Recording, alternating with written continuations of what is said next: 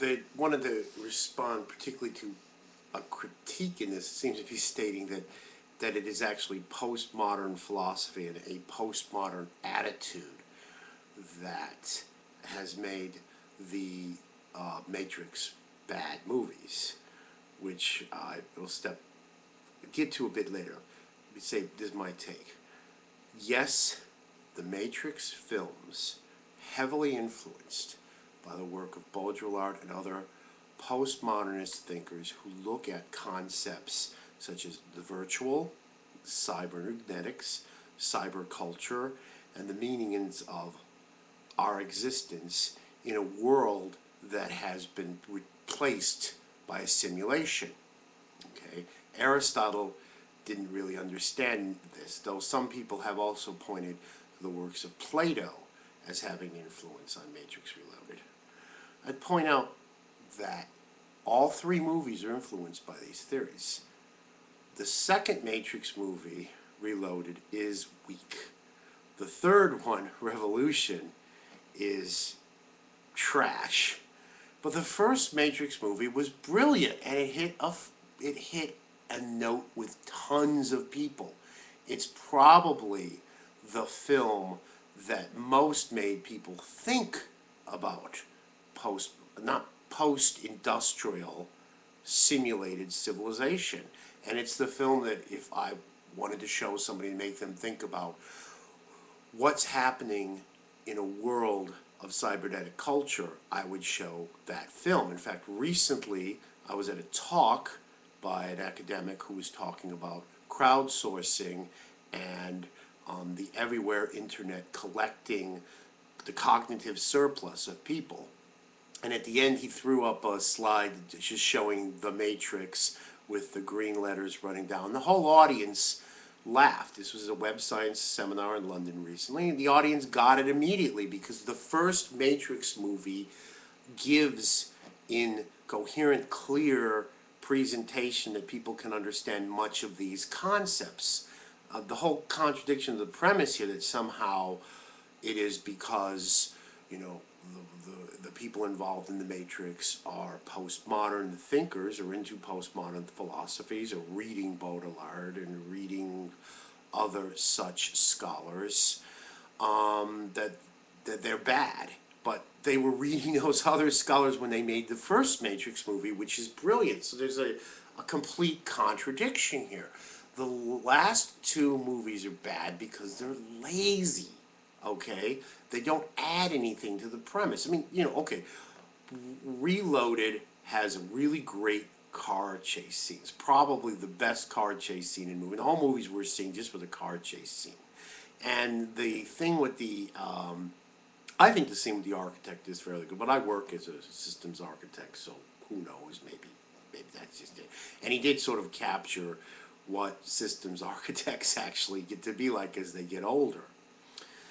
But these movies fail for basic cinematographic reasons, storytelling faults, using too much technology, particularly in the Revolution. It becomes sappy. If anything, it becomes too Hollywood and too conventional.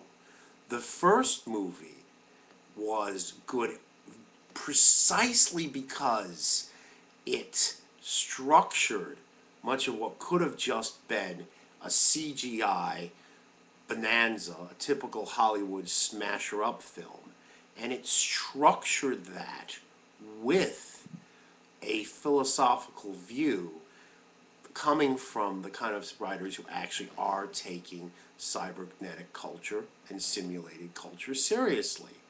So the whole proposition that the films are weak because of some kind of attitude that postmodern scholars take is a bit absurd.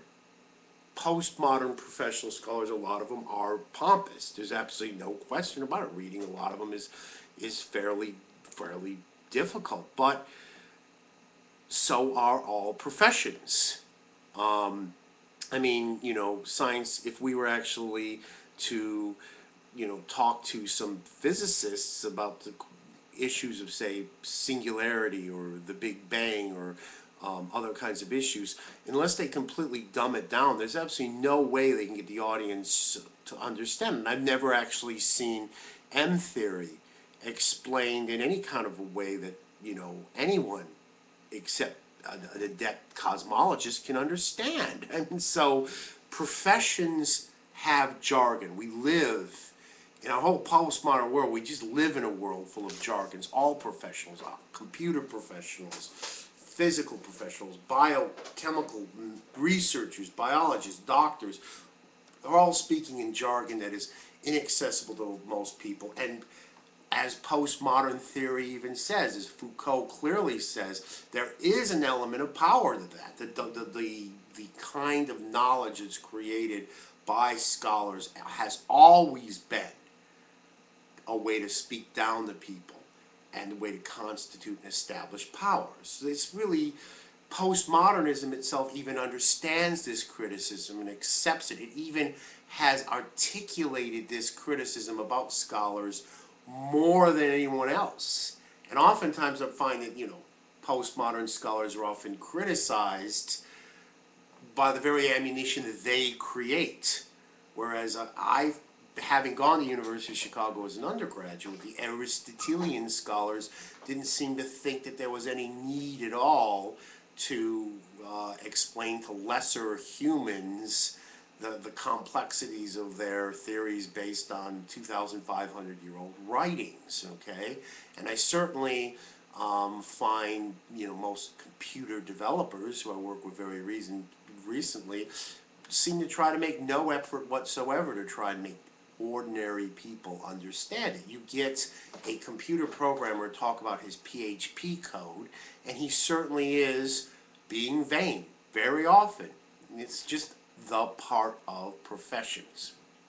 But to blame the entire fiasco of the last two Matrix films on postmodern philosophy, when the first one was a huge success and had meaning for millions of people who saw it and was based on the same philosophy, is, as Mortimer Adler might say, an obvious contradiction in your argument.